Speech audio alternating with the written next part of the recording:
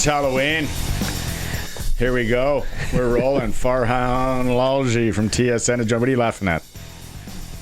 Me? I'm just sitting here talking to Rod Smith. He's chirping me. He's right over there. Like I don't want to put the camera on because he charges for that, but he's just chirping me on the side. He could charge. It doesn't mean he's getting paid. Well, Come that's on. fair, Sharky. That is fair. Can we throw it on somebody's tab that used to be here? Just, send it What's over. up with your head? Is this just a Halloween thing, or is this, you got into a fight with Colston and he showed you what's what? You have to guess what his costume is. You got young kids. I can't see it, all of it, other than You're seeing all you need to see. Yeah. No, but you look like you're in a MASH episode, and you're one of the casualties. It's not bad. That's a good guess. It's not it though. You got young kids. You should be able to get this, Farhan, but that's okay. Let's move on. All right. I know you're not a big fan. Are you going to watch a little bit? Are you going to watch Game 6 tonight, Blue Jays? I haven't watched a single pitch in this series. Baseball ended when the Mariners lost Game 7 of the ALCS. My son has a high school football game tonight. It's going to be ugly and muddy. I'll have an umbrella. I'll have hand warmers, and that's what I'll be doing during that game. The City Final, the Regina City Final football game is going tonight at Mosaic. It's a crisp night. Not bad though. Not wet. Yeah, but I've crisp. been to playoff games there before when I've gone, for CFL playoff games in Winnipeg and in Saskatchewan, and it's awesome. Like going to see it on the prairies. The kids don't get phased. Like the kids in Vancouver would totally just want to shrivel up into a ball and go home with some of the weathers you guys playing. I saw a provincial championship game. My good buddy Mitch Harrison, who was coaching at Dakota at the time, he's now on the staff at University of Manitoba, and they won a big game there, and it was snowing, and I thought, gosh, this is so cool. They're playing in the big CFL stadium, and the guys out here, we play our games at BC Place, but we do that so we can be covered. And you know what we call that? It's soft. Yeah, soft. But we're proudly soft. Like, they don't think you're throwing shade. We're good. We're good. I know. Lots of dads in the bike lanes, man buns, satchels, soy lattes. I get it. It's okay. Yeah, I can't stand bike lanes, but that's a whole other conversation. Let's start with the East. Okay. Is there any way that Winnipeg can do this? What we know about Oliveira, Davis Alexander, you've been on that train for probably 20 months now. Anyway. I don't think so. When you look at Winnipeg and just kind of the season that they've had and the ups and downs, this is certainly going to be a game that's going to rest on Oliveira's shoulders, right? They're going to try to lean on him and play bully ball as they like to do. But Montreal's defense is no slouch. They're going to get Sean Lemon back this week, so he'll be able to help with their pass rush. They've been stout against the run. They're good at linebacker. So they can flow and make it harder. And when you have a quarterback, whether it's a Davis Alexander or Nathan Rourke or what, like, everybody elevates and everybody believes. And I think this Montreal team with Davis in the lineup is different. And I'm not sure, like, when you look at Winnipeg, that one big game against Hamilton notwithstanding, this is a team that's found the most bizarre ways to win football games. Whether it's Caleros or Chris Streveler, it is back-to-back return touchdowns, kickoff. Like, they find the most non-offensive ways to win football games, and I just don't think Montreal's going to accommodate. They're not going to beat themselves. So Winnipeg's offense is going to have to do a little bit more. I'm not sure they're equipped to. We'll see how healthy Dembski is, if he even plays at all. Yeah. I just don't see a path to victory for Winnipeg. I think this is going to be Montreal. It's interesting you say that, because everything you're reading about this is Winnipeg self-destructing. Dembski's hurt. Can Caleros get his marbles on the same track so that they go in the right direction?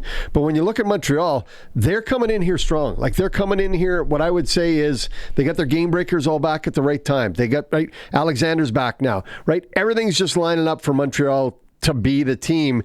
So it's for me, it's their game to lose. Yeah, it really is. And, we've said this at various times about Winnipeg, and they don't go away, and I certainly know that if they wind up going to Saskatchewan to Winnipeg as a Grey Cup, as the visitor, I think that would be such a cool storyline, but probably just for the people in Winnipeg, right? I mean, I don't know that anybody else league-wide wants to necessarily see that.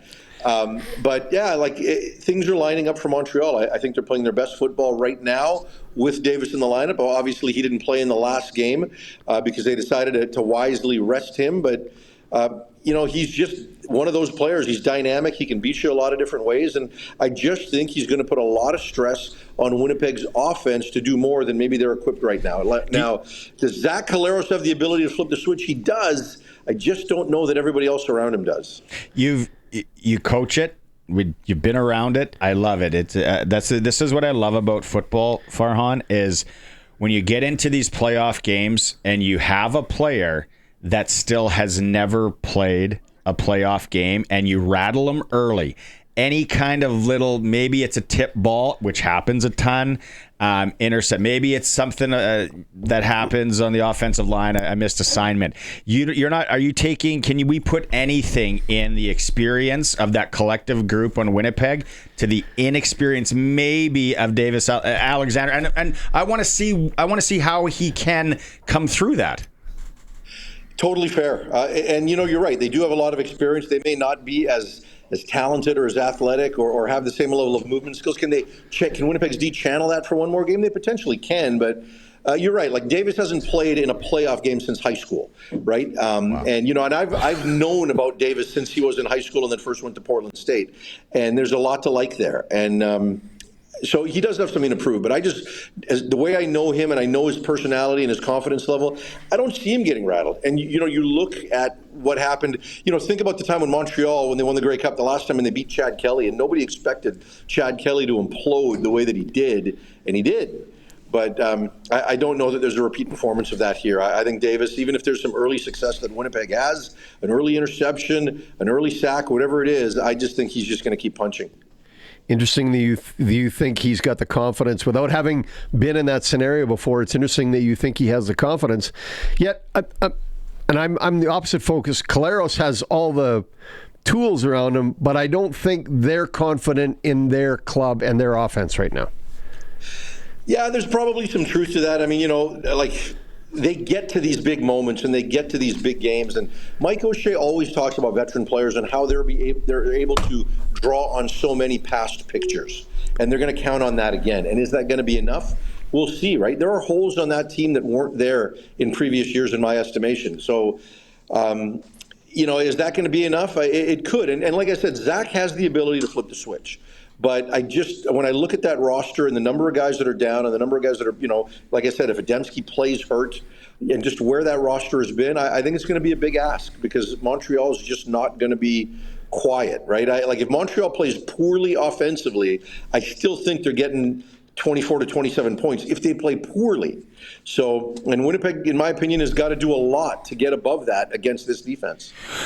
What's the most intriguing part of the West semifinal for you? I want to see if the Lions can get out to a big lead early like they did in the first two regular season games, because I think if they do, it's going to create some questions for Vernon Adams. And Vernon knows that, right? Like he knows, he's talked about the fact that how he's gotten rattled in games when he hasn't had early success, and he's going to do everything in his power to stay in it, right? And to just continue to punch. Well, that's one thing I've always felt about a guy like Nathan Rourke is that, number one, he's generally a fast starter. But even when he's not, and we saw that in the Edmonton game, we saw that in Toronto, in the Toronto game recently, he still has that ability to keep punching and keep chopping wood and just keep going and going and going. And so can Vernon do that? And can BC put him in that situation with an early fast start? So that for me is, can they replicate that script? Because if they can, it also takes Dedrick Mills out of the game, right? And that's something the Lions are really going to need to focus on and make that a priority, which I think they are going into the week with their game plan. Do you think is that obvious? Is it too obvious? Again, as a football coach, I hate the obvious because sometimes I like throwing a wrinkle. But is that the obvious for Calgary? Is how can we get that running game going early, or are they going to get Vernon out maybe running the game early? Okay. They need to stay in the game early, and Dedrick Mills is a way for them to do that because they can control first down, they can get some first downs and move it down the field, even if they don't score touchdowns. If they can long drive and keep Rourke off the field, that's generally the best way to defend him. So, for me, it's like get through the first quarter and don't be down 14 points, right? Like just stay in the game at halftime and, put the Lions in a position that they haven't been in against Calgary so far this year. I know that they came back in the fourth quarter of the last game, but the dynamics of that game, you knew it was BC's all the way through. I think Calgary just wants to avoid that scenario and stay close going into halftime. BC's got a challenge ahead of them in their backfield with James Butler being listed as day-to-day, maybe. But Xander Horvath has done a great job replacing him and did in Week 16 against Calgary. Any news on Butler? Is he going to be ready to go, or is he really banged up? I think he's going to be ready to go. I talked to him yesterday. He did get some practice reps. He did look like he was favoring it, right? It's a foot, ankle kind of down there injury. And I think he figures with 2 more days and whatever pain management is required, he'll find a way. Like he came out of yesterday's practice saying, I'm going to play in this game. But the fact that Horvath is there, I think, matters because now they don't have to totally overload Butler. They can use both of them. The one thing we've seen with Horvath when he gets the opportunities is a really good closer. But he might have to do more than that. Like, not that I'm watching the baseball game tonight, but he might have to do some middle relief and play in some of the earlier innings, if you know what I'm saying. Like the analogy. Yeah, nice work. Who should Rider fans want to see win this game? I think they should want to see BC, and I say that because they had a lot of success with their starters in the game last week against the Lions. There'll be the weather factor that wasn't there when they last played. And Calgary's beat Saskatchewan 2 or 3 times this year. And you didn't think they would be able to go in and do that again a 3rd time, but they did, right? So it would be hard for them to win 4, but if you're Calgary, you probably would go in there feeling pretty good about yourself. So yes, if you're Saskatchewan, you don't want to face Rourke, but I think you've showed you can have some success against Rourke, and you haven't shown yet that you can have success against Calgary. I didn't think it was possible. He sat in that chair last year and co-hosted when he was on the shelf and he wasn't playing again. What Jamarcus Hardrick did this year and being up for Offensive Lineman of the Year, that's pretty special, Farhan. It is, and I voted for him as my top offensive lineman league-wide. I'll tell you that. And last year, just the amount of injuries that they had along their offensive line in Sask and him being the centerpiece, he was their big free agent acquisition. I think that had a lot to do with how they weren't able to have the eventual success at the end that maybe many of us thought they would a year ago. And just having him in, even when they've had some injuries along the way, he's been the rock. And so, yeah, the way he's playing, and I remember him when he was in BC way back in the early stages of his career. And he was just, out of shape, wasn't as committed. And, Winnipeg stuck with him and helped build his career. And now he goes to Saskatchewan. And I think he's lived up to what they're paying him. What did you learn? What did you learn from Pittsburgh and Green Bay last week? The Jordan Love can be pretty good, and I'm surprised at how bad Pittsburgh's defense is. You just don't expect that from Mike Tomlin, and you don't expect that when you've got a T.J. Watt in your lineup. Like they're just ordinary, especially their back seven. I was surprised to see that because once they got into the second half, Jordan Love could do whatever he wanted, right? Completed 20 passes in a row to start the second half, and they just did what they did. So, I didn't think I'd see a Mike Tomlin defense this early in the year where you can't blame injuries play the way they did. So, we're predicting BC coming through. We're predicting Montreal going through. I'm more bullish on Montreal than I am on BC, but I do think both home teams will win, yeah. I do too. I think that's what we're looking at is both home teams winning. Okay, well, we're on the prediction train. What do you got over there on your Sports Select stuff? Kansas City, Buffalo. What do you think? It's a game. Buffalo. It's a measuring stick for Buffalo a little bit, eh? Statement. Yeah, I know, and I'm picking Kansas City to win it. I think they're playing really well right now. I think they've become dynamic offensively now that they've gotten healthy at receiver. These games tend to mean a little more to Buffalo than they do to Kansas City when they play in the regular season. Yeah. Because the Bills aren't the Chiefs measuring stick, right? Like, they beat them when it counts, and they've got rings, and Buffalo doesn't. But I just think they're on a bit of a roll right now. And I know that Buffalo looked a lot better last week.